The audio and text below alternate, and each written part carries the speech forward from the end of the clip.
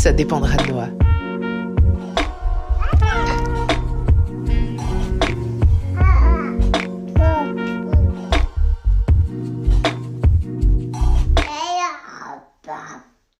Alors clairement, on est dans une période très particulière en ce moment, mais je trouve ça assez fascinant quand j'observe un petit peu sur Internet ce qui se passe. On voit beaucoup d'experts en développement personnel, et en leadership en particulier, ou des business coachs, qui sont en train de nous dire que on a été faite pour ce moment, que c'est le moment de l'idée plus que jamais. C'est une opportunité incroyable d'être un vrai leader dans son industrie, etc., etc. Vous voyez un petit peu le type de message. Et je comprends très bien. Je comprends ce qui se cache derrière. Et c'est très louable et positif. Mais je voulais apporter une autre dimension à ce discours. Parce que certes, bien sûr que le monde n'attend que toi. Bien sûr que c'est une opportunité d'être vraiment, de te positionner comme une leaduse et de guider ta communauté et d'apporter énormément de valeur, etc. Mais moi, ce que je voudrais te dire, c'est que ton job numéro 1, là, en ce moment, dans une période qui est complexe, parfois anxiogène, où on est dans l'incertitude totale, on ne sait pas pendant combien de temps on va être confiné au total, on ne sait pas pendant combien de temps cette pandémie va durer, on ne sait pas ce qui va advenir de nos business respectifs, de l'économie, enfin, il y a tellement d'incertitudes, et puis je me sens vraiment privilégiée de vivre à la campagne, dans une maison avec jardin.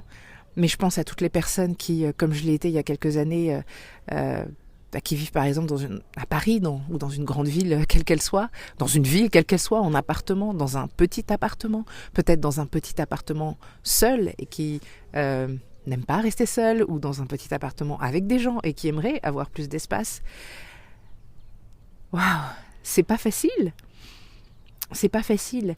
Et je pense sincèrement que la priorité dans ces moments-là, c'est pas de se demander comment je vais pouvoir leader ma communauté.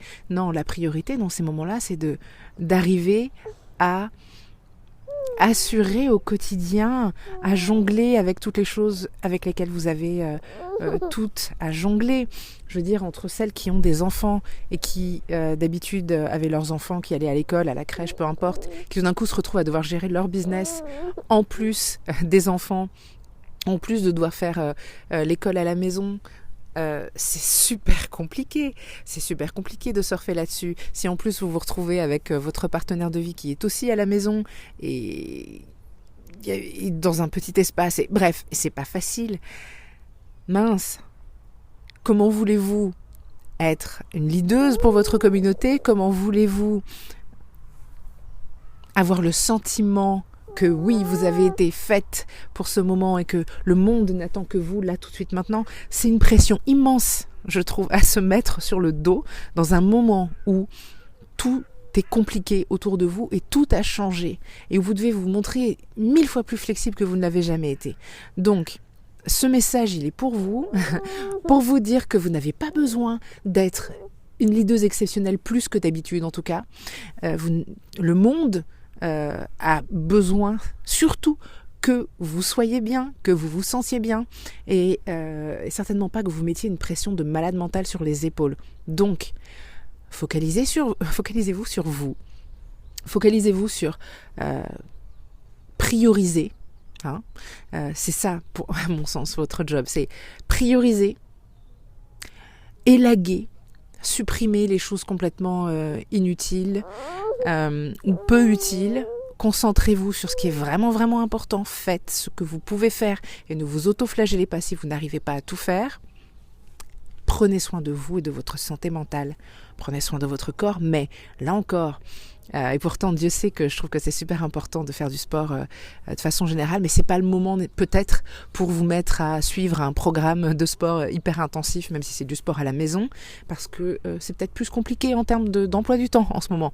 Donc faites ce que vous pouvez pour quand même bouger un peu votre corps, faites ce que vous pouvez pour vous alimenter correctement, pour vous hydrater correctement, mais vous ne mettez pas la pression, c'est suffisamment compliqué comme ça.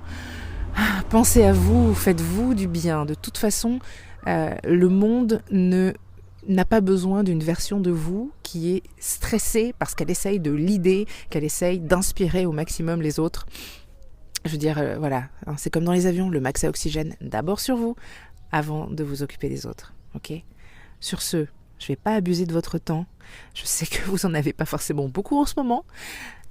Je vous laisse avec ce message. Et je vous envoie toute ma bienveillance et toutes mes good vibes parce que je sais que c'est pas forcément hyper facile pour tout le monde. Il y a des gens qui le vivent très bien cette période parce qu'ils ont une configuration très chouette. Personnellement, je la vis plutôt bien moi au quotidien cette période. Mais il y en a d'autres pour qui c'est la galère et on peut pas le nier. À vous en particulier, plein de good vibes et beaucoup de bienveillance. Soyez bienveillante envers vous-même aussi.